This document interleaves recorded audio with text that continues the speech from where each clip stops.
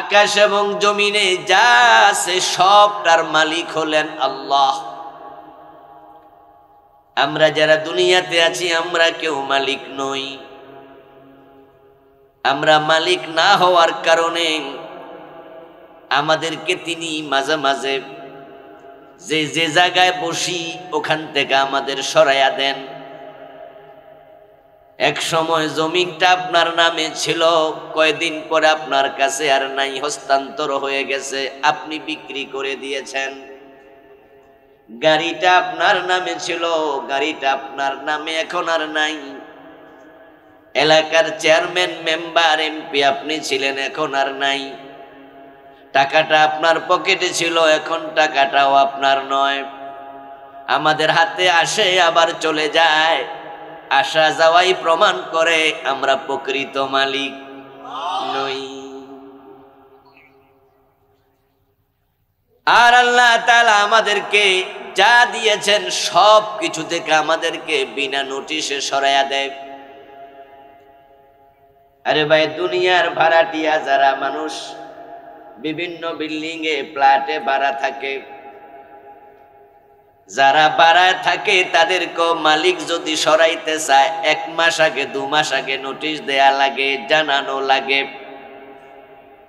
কিন্তু আমাদের টাকা পয়সা, বাড়ি গাড়ি সব কিছু থেকে চিরতরে সরাইয়া দুনিয়া থেকে আল্লাহ আউট করে দেয়। 1 সেকেন্ড আগেও আমাদেরকে জানায় না। আল্লাহ বুঝায়া দেন, আমি যা দিয়েছি সবটা আমার, তোমার মালিকানায় কিচ্ছু নাই, তুমি আউট। আমাদের উপরে তার ক্ষমতা কতটাই বেশি, কতটাই ক্ষমতাবান তিনি। আমাদেরকে সরানোর আগে কোনো রকমের সিগন্যালও দেন না। আপনি বাড়িতে ভাড়া থাকেন, এত আপনার কিছুটা অধিকার তৈরি হয়, যেই অধিকারের কারণে বাড়িওয়ালা আপনাকে 1 মাস আগে 2 মাস আগে জানায়, ভাইজান আগামী জানুয়ারির 1 তারিখ থেকে আপনি আমাদের বাড়িতে থাকতে পারবেন না, দয়া করে ফ্ল্যাটটা খালি করে দিয়েন। আগামী ফেব্রুয়ারি মাসের 28 তারিখ পর্যন্ত 30 তারিখ পর্যন্ত থাকেন, মার্চের 1 তারিখে থাইকেন না। 1-2 মাস আগে জানায়, কারণ আপনার একটু অধিকার ভাড়াটিয়া হিসাবও সাব্যস্ত হলো। এই চেয়ারে আমি বসেছি, এখন আমাকে যদি কেউ এসে বলে হুজুর আপনি সরেন, আমি বলবো ভাইজান কেন সরব? আপনারা যে যেখানে বসেছেন, কেউ যদি বলে একটু উঠা দাঁড়ান, আপনিও বলবেন কেন দাঁড়াবো? এই মাঠের মালিক আপনি নন, এই চেয়ারের মালিক আমি নই, কিন্তু বসার কারণে একটু অধিকার সাব্যস্ত হয়ে গেছে, তাই আমরা যেই বলে সরেন তারে উল্টা প্রশ্ন করি কেন সরব? কিন্তু এই জমিনে তোমার বাড়ি আছে, ঘর আছে, ছেলে আছে, মেয়ে আছে, বাবা আছে, মা আছে, ক্ষমতা আছে, অর্থ আছে। আল্লাহ তোমাকে যখন সরাইয়া দেয় তখন তুমি আল্লাহকে কেন সরব প্রশ্ন করার সুযোগটাও আল্লাহ তোমাকে দেবেন না। আকসিরু যিকরা হাযিমিল লাদ্দাতিল মাউত। রাসূলুল্লাহ সাল্লাল্লাহু আলাইহি ওয়াসাল্লাম বলেছেন, যে মৃত্যু এসে তোমাকে সব আনন্দ থেকে, সব মজা থেকে বিচ্ছিন্ন করে দেবে, ওই মৃত্যুর কথা বেশি বেশি স্মরণ করিও। কারণ আল্লাহ তাআলা যেদিন তোমাকে ডাক দেবেন সেদিন চলে যেতে হবে। তুমি যতই ক্ষমতাবান পয়সাওয়ালা হও, এখানে আল্লাহর ডাকের পরে 1 সেকেন্ড বেশি থাকার সুযোগ তোমাকে দেয়া হবে না। সূরা মুলকের নাম দিয়েছেন আল্লাহ রাজত্ব। এটার নামে সূরা আল মুলক, মানে রাজত্বের সূরা।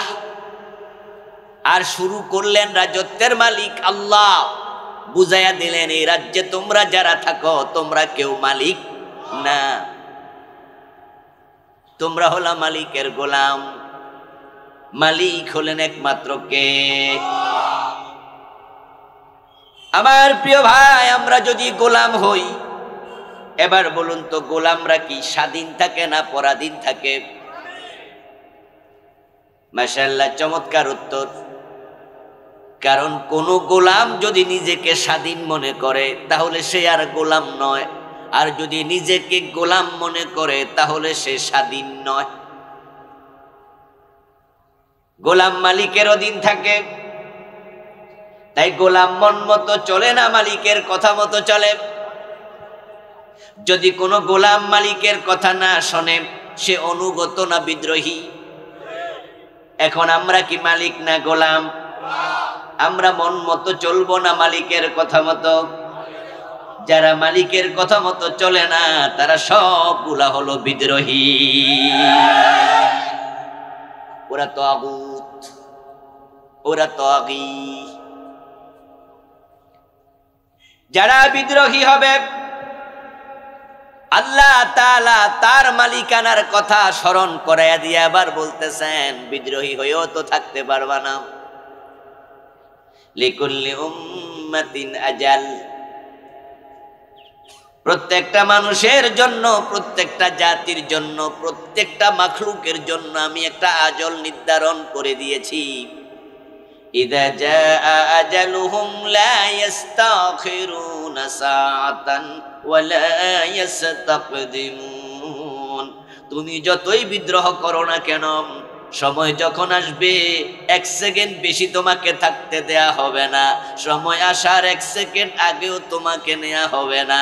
সময় নির্ধারিত আছে, সময় আসলে তোমাকে চলে যেতেই হবে।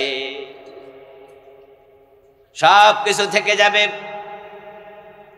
বিদ্রোহ করো না, কারণ ক্ষমতাবান আমি। যারা বিদ্রোহ করে আল্লাহ তাআলা তাদের সাথে বিদ্রোহের আলোকে আচরণ করে। যারা বিদ্রোহীর ক্ষেত্রে, বিদ্রোহ করার ক্ষেত্রে সীমা লঙ্ঘন করে, ইন্না বাতশা রাব্বিকা লাশাদীদ, তাদের ব্যাপারে আল্লাহ জানাইয়া দিছে তোমার রবের ধরা অত্যন্ত শক্ত। আল্লাহ তাআলা তার রাজত্ব থেকে মানুষকে মাঝে মাঝে কিছুটা রাজত্ব দেন। আল্লাহ রাজত্বের মাঝে জায়গা জমিন সবগুলো তারই অংশ, রাজত্বের অংশ। এখান থেকে আব্দুল্লাহকে 5 বিঘা দিছে, আব্দুল করিমকে 3 বিঘা দিছে, জলিল সাহেবকে 1 শতক দিছে, আব্বাস মিয়াকে 5 বিঘা 10 বিঘা দিছে, অমুকরে এমপিত্ব দিছে, আরেকজনকে মন্ত্রিত্ব দিছে, আরেকজনকে মেম্বারি দিছে, আরেকজনকে চেয়ারম্যানি দিছে, আরেকজনকে অফিসের এমডি বানাইছে, আরেকজনকে প্রতিষ্ঠানের প্রিন্সিপাল বানাইছে। এই রাজত্ব পাইয়া তুমি মনে করো না এটা তোমার, বরং এটা তোমার প্রতি আল্লাহর দেয়া নেয়ামত। ওই নেয়ামতের উত্তম ব্যবহার করতে থাকো, তাহলে আল্লাহ তোমার সাথে রহমতের আচরণ করবে। আর রাজত্ব পাইয়া যদি তুমি বিদ্রোহ করো, ফেরাউন ছিল বড় বিদ্রোহী, তার সাথে আল্লাহর আচরণ লক্ষ্য করে দেখো, আল্লাহ তাকে পানিতে চুবাইয়া মেরে ফেলেছে।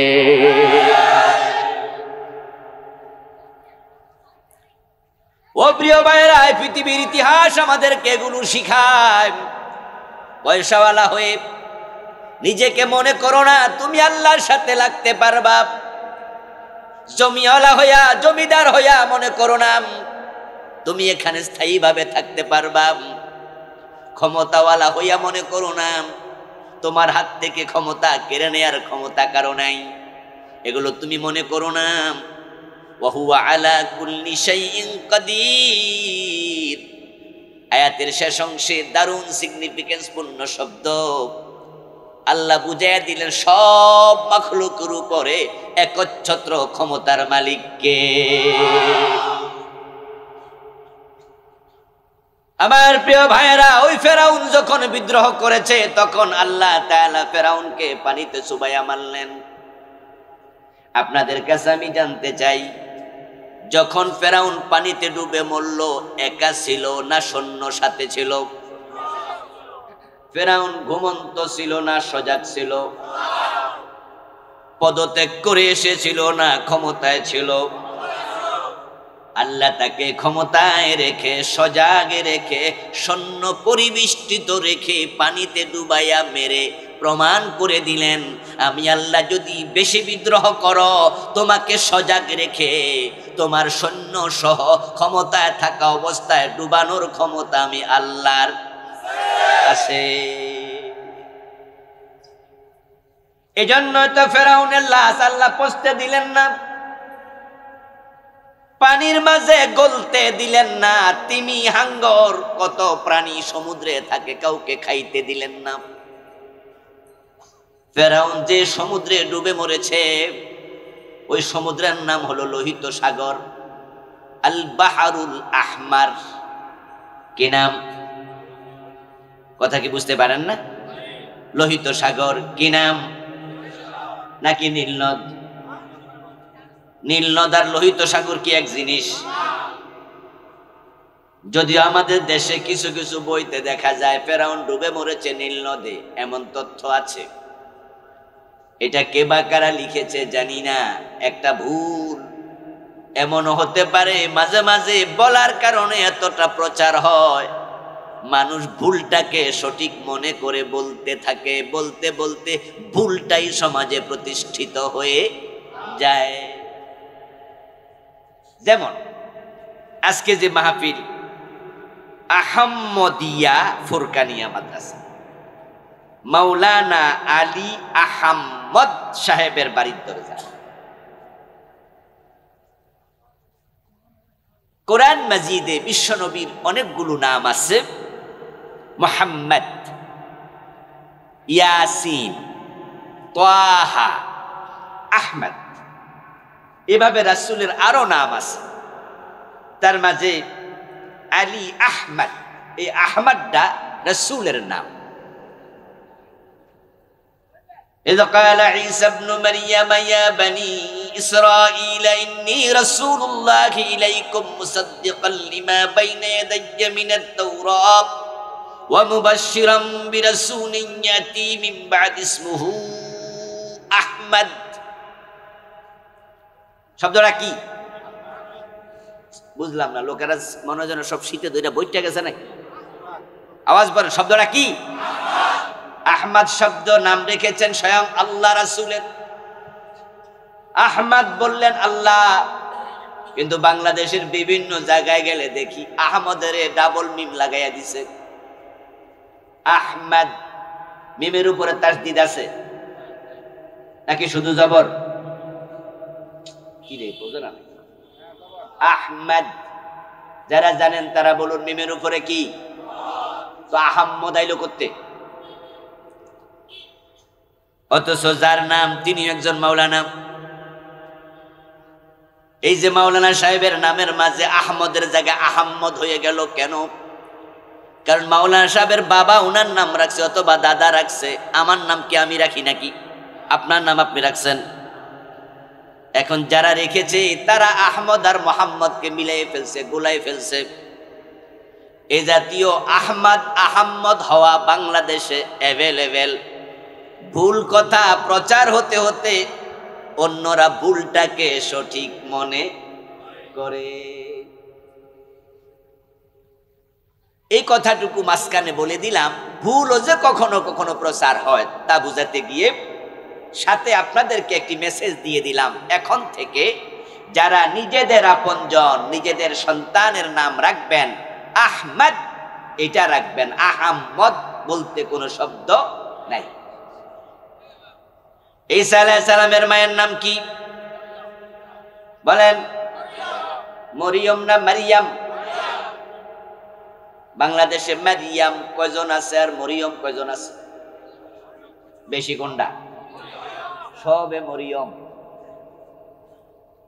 إذ قال عيسى ابن مريم يا بني إسرائيل,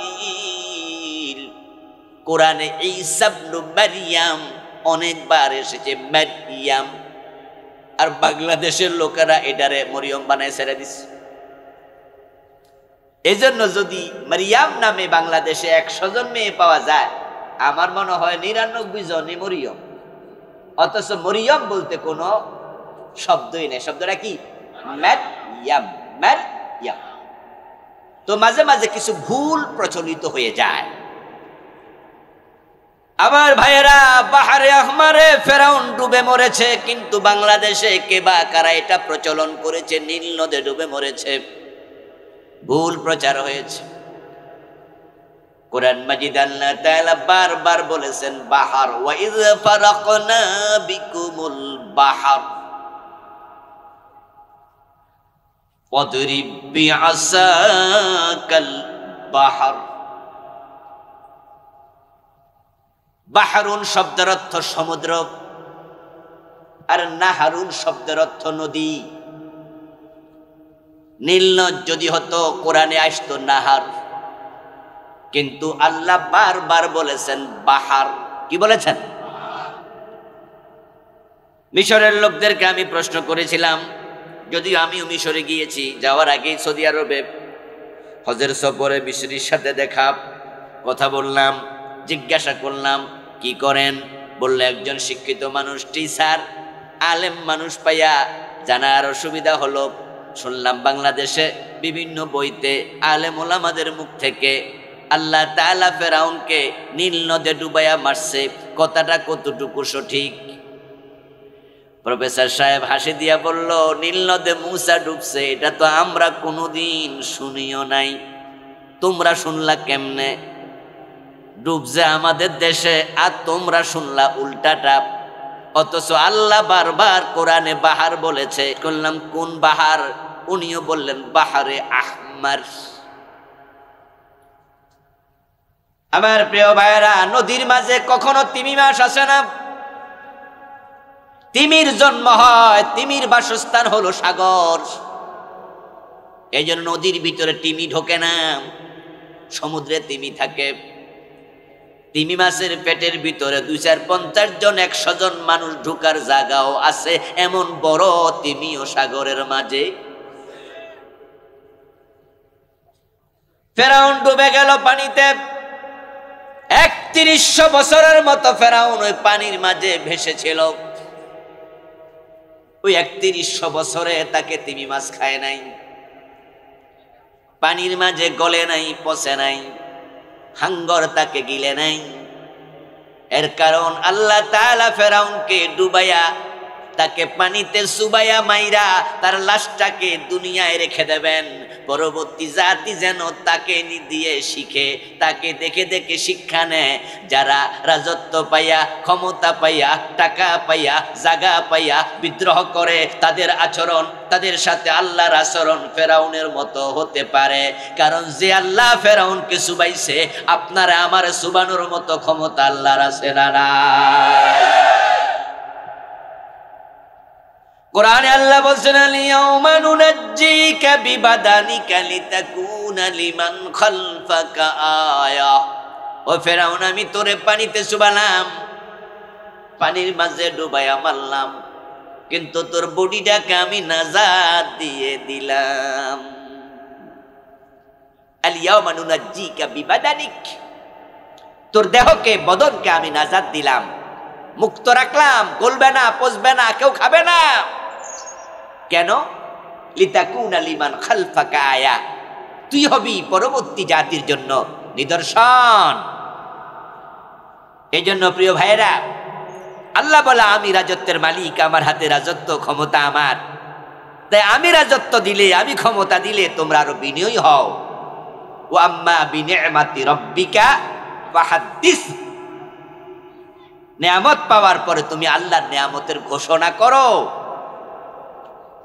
সুম্মা লাতুসআলুন্না ইয়াওমাইযিন আনিন নাঈম, যে নিয়ামত আল্লাহ তোমাকে আমাকে দিয়েছে বন্ধু, ওই নিয়ামত পাওয়ার পরে কি করেছো, নিয়ামতের ব্যাপারে আল্লাহ প্রশ্ন করবেন না বুঝি? এজন্যই তো যারা ভালো মুসলমান, তারা গরিব হলে, ধনী হওয়ার পরে তারা আল্লাহকে শুকরিয়া জানায়। ক্ষমতাহীন হলে, ক্ষমতা পাওয়ার পরে তারা আরো বিনয়ী হয়। হযরত ওমরের মতো মানুষ কত মেজাজি ছিলেন, কিন্তু ক্ষমতা পাওয়ার পরে হযরত ওমর কতটা বিনয়ী হলেন, কতটা বিনয়ী হলেন। রাতের বেলায় মানুষ ঘুমায়, ওমর ঘুমায় না। কোন প্রজা না খেয়ে আছে তা খোঁজ নেয়ার জন্য ওমর একা একা মানুষের বাড়িতে বাড়িতে দৌড়ায়। সুবহানাল্লাহ পড়ে। মাইকল আওয়াজ বাড়াও, আওয়াজ বাড়াই দাও। কোনো হরন কি আমার কান বরাবর আছে? ওই আওয়াজ কইতেন। আপনারা জেনে থাকবেন হযরত ওমর রাদিয়াল্লাহু তাআলা আনহু রাতের বেলায় মানুষের বাড়িতে খোঁজ নেওয়ার জন্য রাতের বেলায় দৌড়াতেন, এদিক সেদিক যেতেন। ওই অভাবী নারীর ঘরে গম পৌঁছানোর জন্য কান্দের মাঝে ওমর গমের বস্তা নিছে। এই ওয়াজ কি আপনারা শোনেন নাই? হযরত ওমর কতটা বিনয়ী হয়ে গেলেন। মানুষ খেয়ে আছে কিনা না খেয়ে আছে তা খোঁজ নেওয়ার জন্য দৌড়াতেন না, শুধু নিজের কাঁধের মাঝে গমের বস্তা নেয় প্রমাণ করে ওমর কত বিনয়ী হলেন। মদিনা থেকে জেরুজালেম রওনা দিলেন। কিছুক্ষণ উট টানার পরে, উট চলার পরে তিনি খাদেমকে বললেন উটটা থামাও। খাদেম উট থামালো। হযরত ওমর উটের পিঠ থেকে নামলেন, যাচ্ছেন মদিনা থেকে জেরুজালেম। এবার তিনি খাদেমকে বললেন যাও তুমি উটের পিঠে ওঠো, আমি উটের রশি টানতে চাই। অর্ধ দুনিয়ার সম্রাট উটের রশি টানবে, আপনি কি কল্পনা করতে পারেন? খাদেম সাথে সাথে বলল হুজুর অসম্ভব, আমি আপনার একজন সেবক, আপনার কেনা গোলাম, আমি উটের পিঠে চলবো আর আপনি উটের রশি টানবেন, কেমনে হয়? আমি এটা পারবো না। হযরত ওমর জবাব দিলেন, চালাকি করে জিতে যেও না। হাসরের ময়দানে আল্লাহ যদি আমাকে প্রশ্ন করে ওমর ভোগের জন্য খলিফা বানাই নাই, ত্যাগের জন্য বানাইছি, একা একা উটের পিঠে চড়েছ, তোমার খাদেমের পায়ে পশকা ফুটে গেছে, তাকে এত কষ্ট কেন দিয়েছ? জবাব দাও। কি জবাব দেব? হযরত ওমরের কথা শুনুন আর খাদেম উটের পিঠে উঠেছে। অর্ধ দুনিয়ার সম্রাট ওমর উটের রশি টেনেছে। তাকে দেখো মুসলমান, অর্ধ দুনিয়ার সম্রাট ওমর রশি টানে, উনার চাকর উনার খাদেম উটের পিঠে চড়ছে। বৃত্ত চড়িল উটের পিঠে, ওমর ধরিল রশি, মানুষের স্বর্গে তুলিয়া ধরিয়া ধরায় নামিল শশী। কবি নজরুল চমৎকার ভাবে বললেন, বৃত্ত খাদেম উটের পিঠে চড়ে, ওমর রশি টানছে, এ যেন আকাশের চাঁদ দুনিয়ার জমিনে নেমে এসেছে।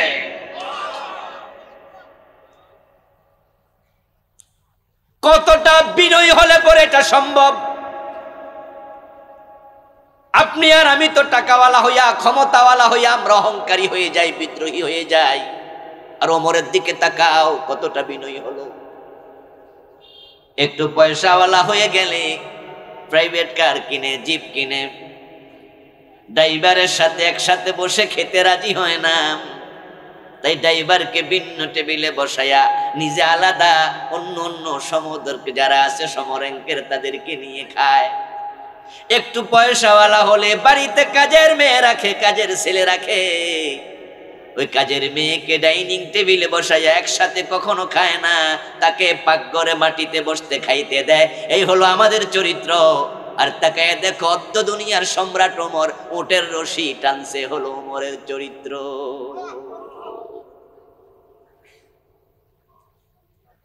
এজন্য আল্লাহ তাআলা আমাদেরকে স্মরণ করে দেয়, তোমরা কিন্তু রাজত্বের মালিক না, রাজত্বের মালিক আমি। তাই কেউ সীমা লঙ্ঘনকারী হবেন না, সীমা লঙ্ঘন করবেন না, জালেম হবেন না। আয-যুলমু যুলুমাতুন ইয়াওমাল কিয়ামা, আপনার প্রতিটি জুলুম কিয়ামতের দিন অন্ধকার হয়ে সামনে হাজির হবে। এরপর আল্লাহ তাআলা বলছে, তুমি সীমা লঙ্ঘন করতে করতে আর কোথায় যাইবা? ফেরাউনের মতো সব মানুষকে আল্লাহ তাআলা হঠাৎ করে ধরেন না, এটাও আল্লাহর একটা নিয়ম। যেমন হযরত হুসাইন রাদিয়াল্লাহু তাআলা আনহুর কল্লা যে ইয়াজিদের নির্দেশে যার তত্ত্বাবধানে কাটছে, ওই ইয়াজিদকে কিন্তু আল্লাহ ফেরাউনের মতো পানিতে চুবায় নাই, নমরুদের মতো ঠ্যাং ভাঙ্গা মশার বাড়ি খাওয়া, জুতার বাড়ি খাওয়াই আমারে নাই। নমরুদের নাকের ভিতরে ঠ্যাং ভাঙ্গা মশা ঢুকেছে। তারপরে মশার যন্ত্রণায় কাতর হইয়া মানুষকে বলেছে, মানুষ জুতা দিয়া পিটাইয়া মাথা ভাঙ্গা নমরুদকে মেরেছে বেজ্জতি করে।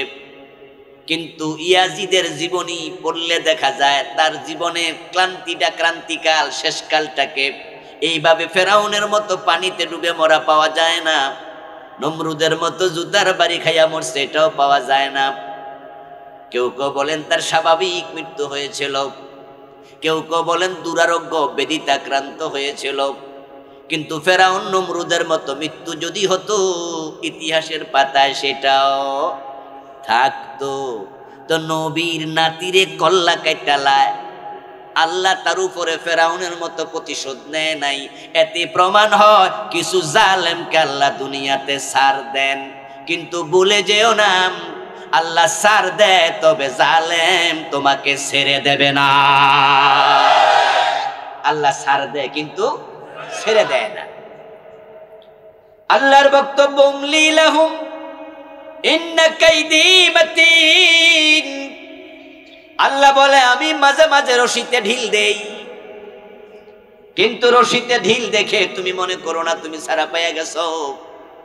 ইন্না কাইদি মাতিন, আমার কৌশল বড় শক্ত। আমি যাকে দুনিয়ায় ধরি না তাকে আখিরাতে ধরবো। আমি আল্লাহকে ফাঁকি দিয়ে যাওয়ার কোনো সুযোগ নাই। আজকে দুনিয়ার আদালতে ছাড় পেয়ে যাবে, চুরি করে, ডাকাতি করে, লুটতরাজ করে, খুন করে, জুলুম করে ছাড়া পাইবা। আখিরাতে আরেকটা আদালত আছে না নাই? ওখানের হাকিমের নাম কি? জোরে বলেন, হাকিমের নাম কি? সেখানে বিচার করতে কোনো সাক্ষীর প্রয়োজন হবে না, কারণ আল্লাহ এমন এক বিচারক যিনি প্রতিটা ঘটনার নিজেই আবার সাক্ষী। আল্লাহ বিচার করতে সাক্ষীর প্রয়োজন হবে না। যদিও আখিরাতে আদালতে আখিরাতেও সাক্ষী আছে, আমল নামা একটা সাক্ষী হবে, আপনার হাত, চক্ষু, কর্ণ, নাসিকা, আপনার দেহ সাক্ষী হবে, কিরামান কাতিবিন ফেরেশতা সাক্ষী হবে। ইয়াউমাইদিন তুহাদ্দিসু আখবারাহা বিআন্না রাব্বাকা ওয়াহালাহা। যে জমিনে জুলুম করেছেন জমিনটাও সাক্ষী হবে।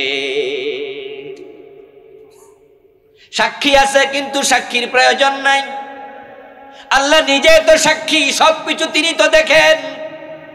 যেহেতু আল্লাহ তাআলা সবকিছু দেখেন এবং তিনি কড়ায় গন্ডা হিসাব নেবেন, তাই দুনিয়াতে সবাই হুশ করে চলা দরকার আছে না নাই? এখন আল্লাহ এখানে আপনাকে ছাড় দিলেন, ধরে নেন ছাড় দিলেন, কিন্তু আপনাকে ছেড়ে তো দেবেন না। চলতে চলতে চলতে চলতে একটা সময় আসবে যখন দুনিয়া সব কিছু ছেড়ে আপনাকে চলে যেতেই হবে। এটার নাম হলো মৃত্যু। আর মৃত্যু নিয়ে পৃথিবীর কোন মানুষ আজ পর্যন্ত দ্বিমত করে নাই। আস্তিক নাস্তিক সব মানুষ একটা বিষয় একমত, সেটা হলো মরিতেই হবে। মরা নিয়ে কেউ দ্বিমত করে না। এটা তো চোখের সামনে আছে, কেমনে দ্বিমত করবেন? দুনিয়ার মানুষগুলো দ্বিমত করতে করতে এতটাই বেশি দ্বিমত করে, আল্লাহ আছে না নাই তা নিয়েও দ্বিমত করার লোক আছে।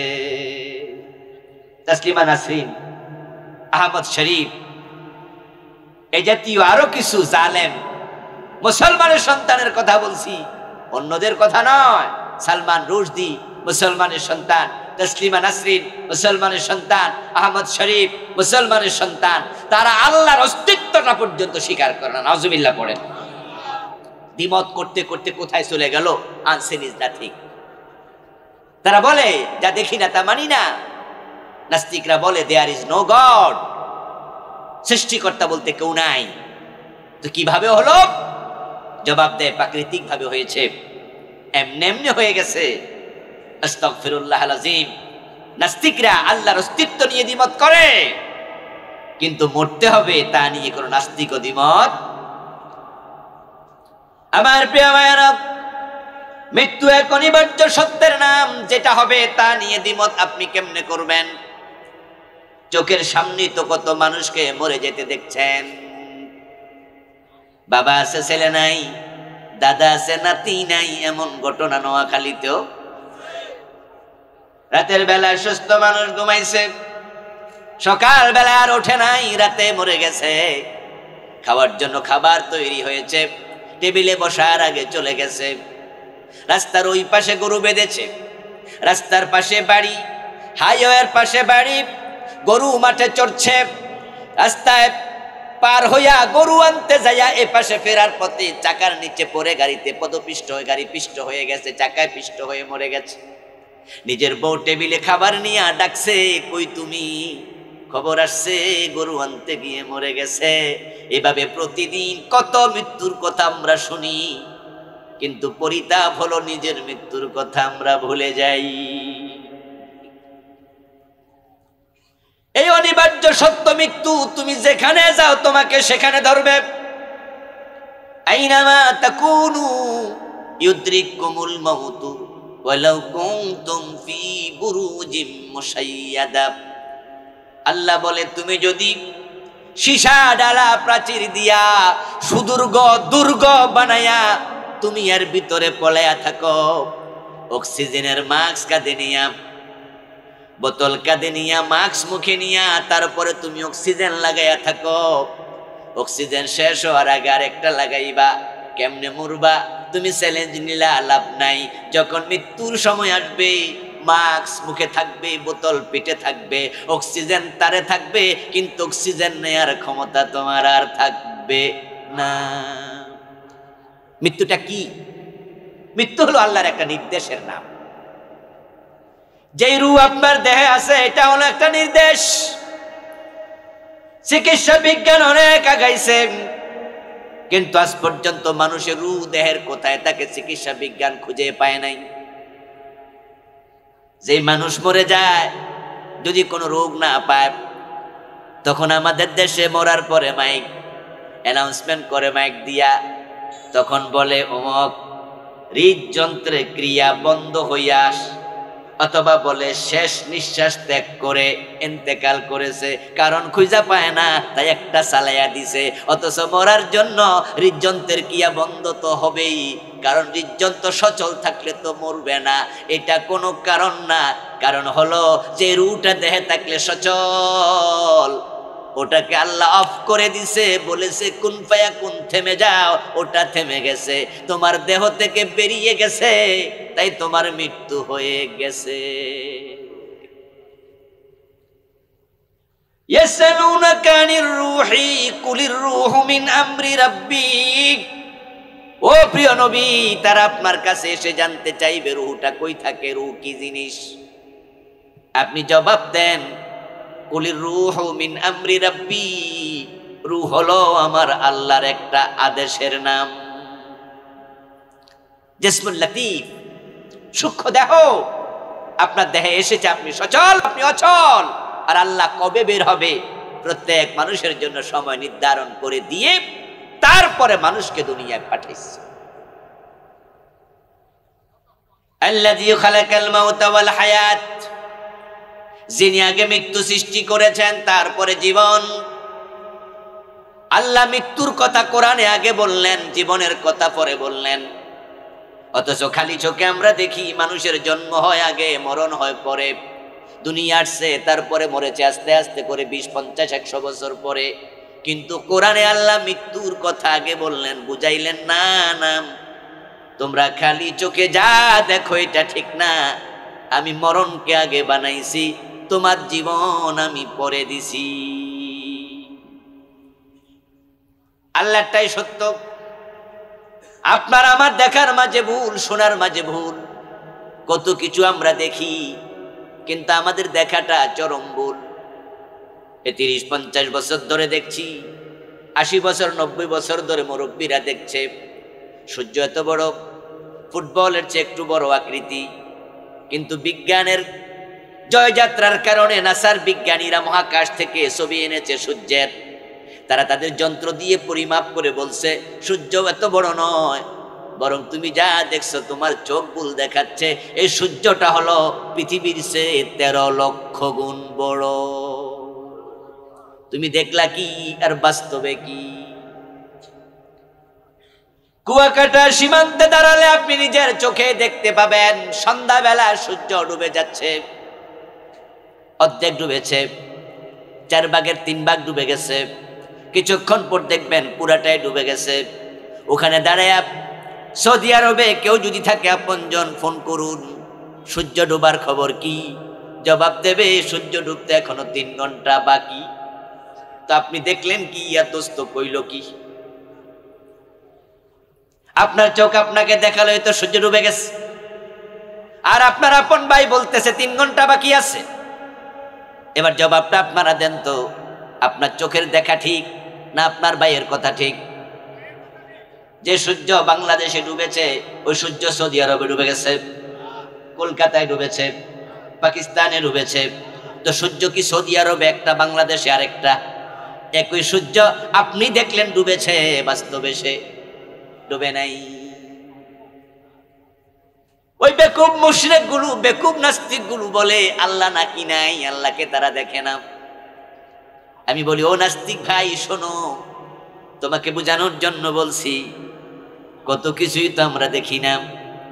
বেঁচে থাকার জন্য অক্সিজেন প্রয়োজন, অক্সিজেন যে কত দরকার, করোনা আসার পরে এটার গুরুত্ব আমরা আরো অনেক বেশি করেই বুঝেছি। করোনা রোগী গিয়েছে হাসপাতালে, অক্সিজেন নাই, কত হাসপাতালে দৌড়াদৌড়ি করছে, অক্সিজেনের অভাবে কত রোগী মরেও গেছে। বেঁচে থাকার জন্য অক্সিজেন লাগবে। এই যে আমরা এখানে বসে আছি, এই মাঠে অক্সিজেন আছে কিনা? কথা বলুন ভাইয়েরা, আছে কিনা? অক্সিজেন কে কে দেখেছেন চোখে? একটু হাত দিয়া দেখান, হাত তোলা দেন। অক্সিজেন দেখা যায়, কিন্তু আছে না নাই? এতে প্রমাণ হয় চোখ সবকিছু দেখার ক্ষমতা চোখের নেই। আরে যেই চোখে তুমি অক্সিজেন দেখো না, ওই চোখে আল্লাহকে দেখতে চাও কেন? মুসা আলাইহিস সালাম তো শক করছিল আল্লাহকে দেখবে, তুর পাহাড়ে গিয়ে বলেছিল রাব্বি আরিনি, ও আমার রব তোমার সাথে কত কথা বলি, কিন্তু তোমাকে একটা নজর দেখলাম না। আমি মুসা অনুরোধ করছি রাব্বি আরিনি, আমাকে একটু দেখা দাও। আল্লাহ জবাব দিলেন লান তারানি, এই চোখ দিয়া তুমি আমাকে দেখতে পারবা না, এটার ক্ষমতা নাই। আমার নবী মুসা আল্লাহকে দেখে না, আল্লাহ তাআলা বললেন দেখতে পারবা না। আর যে চোখ দিয়া মুসা দেখে না আল্লাহ রে, তুমি নাকি খুঁজে আল্লাহ রে পাও না? তুমি না দেখে অক্সিজেন বিশ্বাস করো, তুমি সূর্যকে 13 লক্ষ গুণ বড়, নিজের চোখের দেখাকে অস্বীকার করে বিজ্ঞানীর কথা বিশ্বাস করো। আর মহান স্রষ্টা আছে, তুমি এটা বিশ্বাস করতে চাও না। আমি বলি তোমার মতো হতভাগা আর কেউ নেই। মৃত্যুকাল আগে সৃষ্টি করলেন কিভাবে? রাসূলুল্লাহ সাল্লাল্লাহু আলাইহি ওয়াসাল্লাম ব্যাখ্যা দিয়েছেন। ক্বালান নবী সাল্লাল্লাহু আলাইহি ওয়াসাল্লাম, প্রিয় নবীজি বললেন, মানুষ যখন মায়ের পেটে থাকে প্রথম 40 দিন বীর্য, দ্বিতীয় 40 দিন রক্ত, তৃতীয় 40 দিন মাংসপিণ্ড, 40 120 দিন পার হয়ে যাবে। প্রিয় নবী বলছেন 120 দিন যাওয়ার পরে কোরআন মাজিদে আল্লাহর নিজের বক্তব্য, ফাকাসাউনাল ইজামা লাহমাম, আমি ওই মাংসপিণ্ডের ভিতরে হাড্ডি ঢুকাইয়া চামড়া দিয়া ঢেকে আমি মানুষ বানাই। আপনার আমার স্ট্রাকচারাল ডিজাইন মায়ের পেটে তৈরি হতে 4 মাস লাগে। তারপরে আপনার চক্ষু, কর্ণ, নাসিকা, হাত পা সব তৈরি হলো, কিন্তু আপনি তখন নির্জীব, নড়াচড়া নাই, একটা মাটির মূর্তির মতো। আল্লাহর হাবিব বলেন, আল্লাহ একজন ফেরেশতাকে বলেন, যাও অমুক গ্রামে অমুক বাড়িতে অমুক মহিলার পেটে আমি একজন খলিফা বানাইছি, একজন মানব শিশু বানাইছি, তার মাথার পাশে গিয়ে বসো। ওই ফেরেশতা আসে, আল্লাহর নির্দেশ মোতাবেক মায়ের পেটের ভিতরে ঢোকে, তারপরে শিশুর বাচ্চার মাথার পাশে বসে। আল্লাহ এবার বলে তার তাকদির লিখো। আল্লাহর নির্দেশে ফায়াকতুবু আজালাহু ওয়া রিজকাহু ওয়া আমালাহু ওয়া শাকিয়্যুন আম সাঈদ। সে আল্লাহর অর্ডার পাইয়া 4টা জিনিস ওখানে বসে বসে লেখে। 1 নম্বরে লেখে, এই যে বান্দা বানাইছি সে কতদিন, কত বছর, কত ঘন্টা, কত সেকেন্ড, কত মাইক্রো সেকেন্ড জীবিত থাকবে, কোথায় কবে মারা যাবে সেটা আগে ফাইনাল করো। ফায়াকতুবু আজালাহু, আপনার আমার মাথার পাশে বসে আমাদের হায়াত লিখেছে আগে।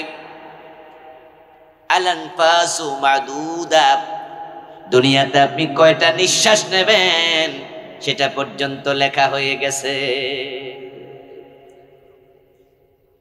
শুধুমাত্র আপনার হায়াত লেখা হয় নাই, কোথায় মারা যাবেন মৃত্যুর জায়গাটা পর্যন্ত লেখা আছে। আল্লাহ বলেছে অমুক জায়গায় তার মৃত্যু হবে, সেটাও লেখো।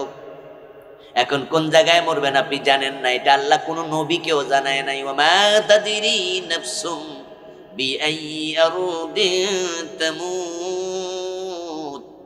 আল্লাহ কোরআন মাজিদে বলেন কোন নফস কোথায় কোন জমিনে মারা যাবে এটা কোন নফস জানে না, আমি আল্লাহ কাউকে জানাই নাই। এটা হলো আল্লাহর কাছে টপ সিক্রেট। সুবহানাল্লাহ, আল্লাহ কোন নবীকে পর্যন্ত এটা জানান নাই। পৃথিবীর প্রথম মাদফুন ছিলেন হাবিল আলাইহিস সালাম, হযরত আদমের ছেলে হাবিল এবং কাবিল। নিশ্চয় নাম শুনেছেন, কি শোনেননি? একজন ভাই আরেকজনকে হত্যা করেছিল, হত্যাকারীর নাম হলো কাবিল, আর যিনি মাকতুল, যাকে হত্যা করা হয়েছে, উনার নাম ছিল হাবিল। হাবিল হলেন পৃথিবীর প্রথম মাদফুন, যাকে দাফন করা হয় তাকে মাদফুন বলে।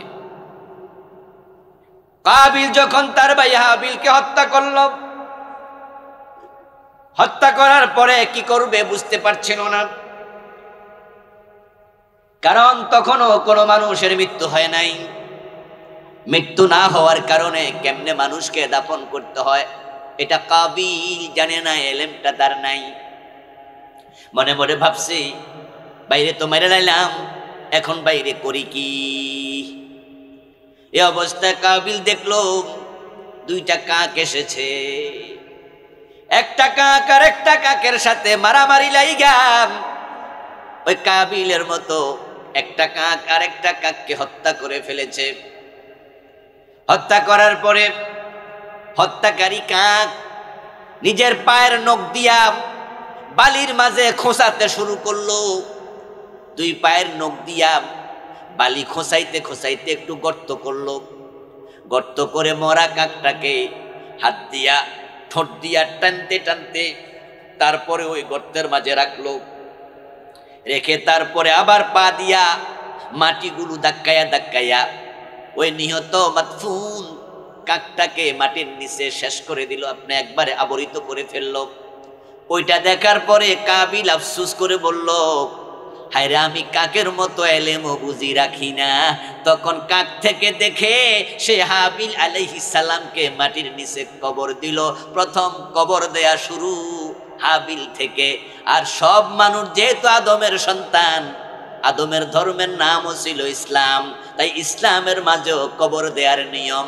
মাঝখান দিয়া হিন্দুগুলো বিভ্রান্ত হয়ে গেছে। হিন্দুগুলো কোত্থেকে শিখলো আল্লাহ জানে যে ফোরাই দিতে হবে, বিভৎস আচরণ। আমি মনে করি যদি সামান্য বিবেক বোধ থাকে, সামান্য কমন সেন্স থাকে, শুধুমাত্র হিন্দু লাশ পোড়ানোটা দেখেই তো হিন্দুগুলা মুসলমান হয়ে যাওয়ার কথা ছিল, ঠিক না? কারণ যেই মহিলাটাকে পোড়ানো হয়, ওই মহিলাটাকে, পুরুষটাকে পোড়ানোর সময় তার বড় ছেলেই নাকি তার মুখাগ্নি করে। প্রথম তার মুখের মাঝে আগুন লাগাইয়া দেয়। এবং আপনারা হিন্দু যদি পাশাপাশি কোথাও তাদের পোড়ানোর জায়গা থাকে, হিন্দুকে পোড়াচ্ছে, সুযোগ থাকলে দূর থেকে দেখতে যাবেন অভিজ্ঞতা অর্জনের জন্য। দেখবেন যে লাকড়িতে শোয়া হাতগুলাকে, হাঁটুগুলাকে কিভাবে আরেকটা লাকড়ি দিয়ে চাপা দেয়, যখন হাঁটু সোজা থাকে ভাঙ্গা ফেলে। মুখাগ্নি যখন করে, যখন আগুন লেগে যায়, যারা পোড়ায় তারা কিন্তু দূরে সরে যায় না, তারা কয়েকটা লাঠি দিয়া লাকড়িগুলো চাপা দিয়া রাখে। 5জন 7জন মানুষ থাকে, তিনজন চারজন চাপ দেয়, সাথে সাথে গায়ের কাপড় তো স্বাভাবিক পুড়তে এটা 1-2 মিনিট লাগে, কিন্তু লাশ পুড়তে আধা ঘন্টা, 2 ঘন্টা, 3 ঘন্টা, 4 ঘন্টা, 5 ঘন্টা লাগে। 1 মিনিট 2 মিনিট পরে যখন তার গায়ের কাপড়টা পুড়ে যায়, ওই মহিলাটা উলঙ্গ হয়ে যায়। যে ছেলে মুখাগ্নি করেছিল সেও দাঁড়ানো আছে, যে পুরুষগুলো ওই লাশটাকে পোড়াচ্ছে তারাও দাঁড়ানো আছে। তাদের চোখের সামনে একটা মহিলা উলঙ্গ। এর চেয়ে নির্লজ্জতার কি আছে? কেমনে সহ্য করে? আমার মা আমার সামনে উলঙ্গ হয়ে যাবে, আমার বোনের লাশ আমার সামনে উলঙ্গ হয়ে যাবে, আমার স্ত্রীর লাশ 4-5 জন পুরুষের সামনে উলঙ্গ হয়ে যাবে। এই নাকের দৃশ্য দেখে কেমনে? সামান্য লজ্জাবোধ থাকলে তো তারা আপনজনকে এভাবে পোড়াতে দেওয়ার কথা ছিল না।